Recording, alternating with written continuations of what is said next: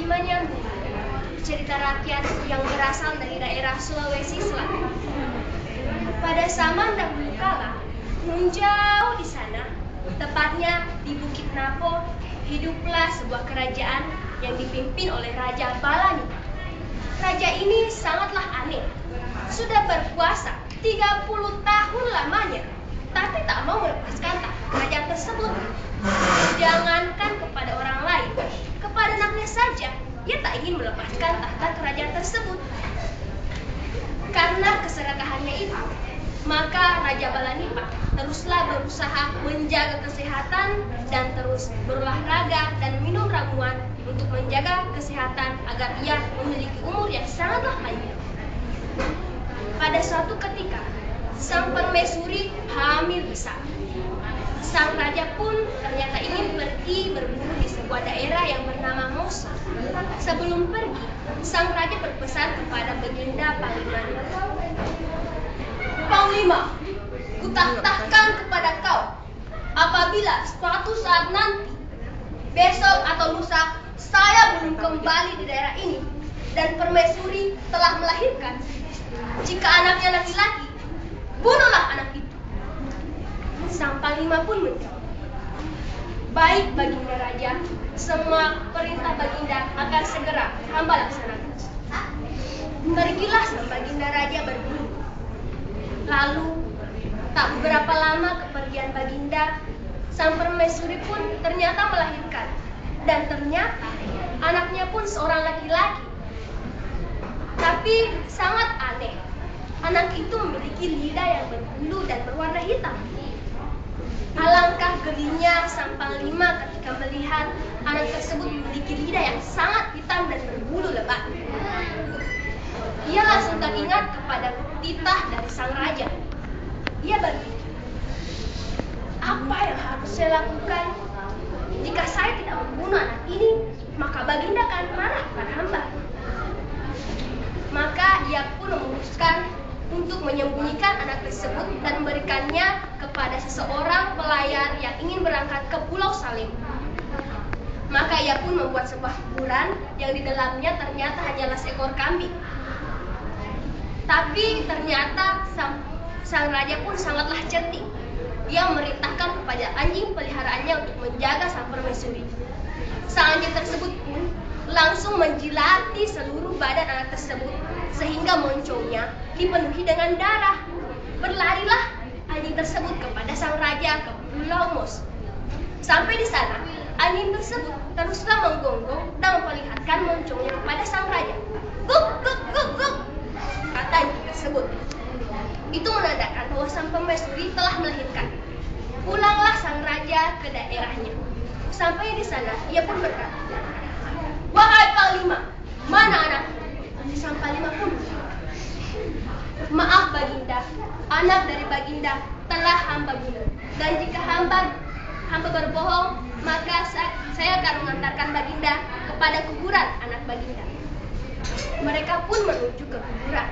Dan sang raja pun ternyata percaya kepada perkataan sang Panglima tadi. Hari berganti dan tahun pun berlalu. Tanpa disadari, anak tersebut telah tumbuh menjadi remaja yang gagah, perkasa. Ia pun sangat senang memanjat pohon. Pada suatu hari, ia memanjat pohon yang sangatlah tinggi. Lalu datanglah Raja Wali yang sangat besar dan menerbangkannya ke sebuah daerah yang bernama Goa. Ada seorang petani yang melihat anak tersebut ketika ia dijatuhkan oleh burung Raja Wali. Hah? Ada anak, tapi mengapa ia memiliki lidah yang berwarna hitam? Hai nak, dari mana asalmu dan siapa namamu? Tapi sang anak itu tidak menjawab. Sang petani pun melapor kepada Baginda Raja. Ampun Baginda Raja, hamba telah melihat seorang pria yang sangatlah gagah. Akan tetapi, apabila hamba menanyakan siapa nama dan dari mana asalnya, ia tidak menjawab Baginda. Sang Baginda menjawab, anak tersebut pastilah bukan orang biasa.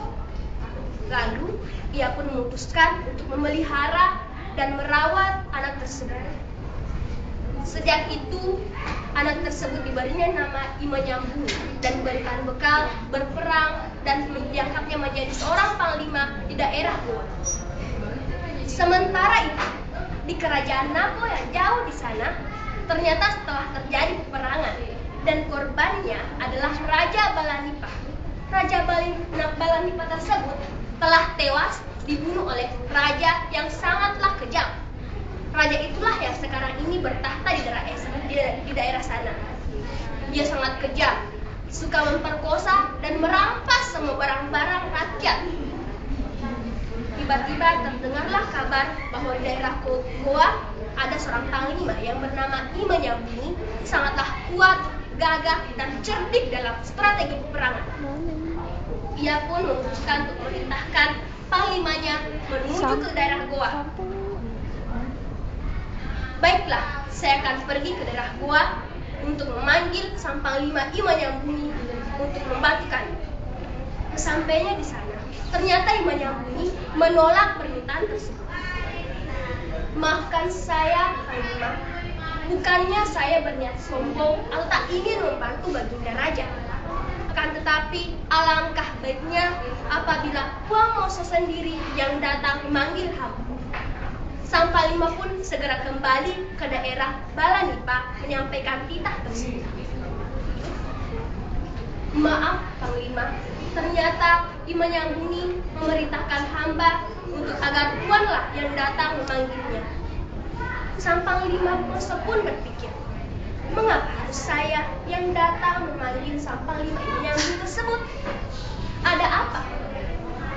Lalu, agar tidak penasaran, sang panglima pun berangkat ke daerah Goa menjemput Imanyambuni. Sesampainya di sana, Imanyambuni menyatakan, terima kasih, Panglima. Engkaulah yang telah merawat dan memeliharaku sewaktu aku masih kecil. Engkau ternyata yang menitipkanku pada seorang pelayar yang akan berangkat ke Pulau Salemo sewaktu aku masih bayi.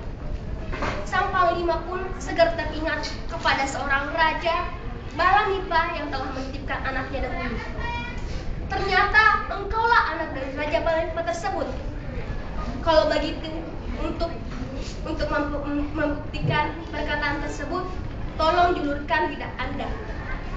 Imanyambuni pun segera menjulurkan lidahnya, dan ternyata benar, dialah Imanyambuni anak dari Raja Balanipa yang dulu dititahkan untuk dibunuh. Sang Raja Balanipa pun sekarang telah meninggal, dan kini anaknya berangkat ke Pulau Balanipa dan membantu melawan raja yang sangatlah keji dan kejam itu. Peperangan pun yang sangat hebat terjadi. Pertumpahan darah, beberapa korban pun terjadi. Dan pada akhirnya raja dari Imanyambuni tersebut pun ternyata menang melawan raja yang sangat keji. Dan saat ini ialah menjadi penerus dari titah sang Raja Balanipa di kerajaan Napo. Itulah cerita rakyat dari daerah Sulawesi Selatan yang berjudul Imanyambuni. Dari cerita tersebut kita dapat menarik sebuah hikmah, yaitu janganlah menjadi seorang yang sangat serakah, karena keserakan itu akan mendapatkan beberapa banyak dampak negatif kepada diri kita sendiri dan kepada orang lain. Sekian, assalamualaikum warahmatullahi wabarakatuh.